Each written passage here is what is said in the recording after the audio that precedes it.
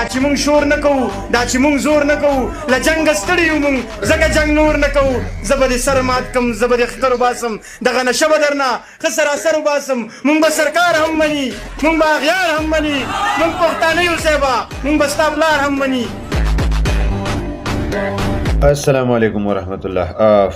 تاسو به مونږ ولې نه منو؟ تاسو به مونږ منو. تاسو به سرکار هم مني، تاسو به د خلکو د پلار هم مني، تاسو به عوام هم مني، تاسو به هر څوک مني، ځکه چې دا تاسو ته کوم ډرس اچولی یو دا کمې ګډېږئ را ګډېږئ ورته، نو تاسو د دې زړونه خوشحاله کوئ. تاسو به د خلکو پلار ولې نه مني؟ خو دا یو خبره درته کومه چې تاسو ته هېڅکله هم څوک پښتانه نشي ویلی او نه پښتانه کېدی شئ، ځکه چې د پښتون لور خور په ټیک ټاکو کې نه ګډېږي، ځکه چې د پښتون خور لور په حیا او په عزت کې په کور کې ناسته وي، ځکه چې د پښتون د لور او د خور دا شین نوک هم څوک نشي لیدی.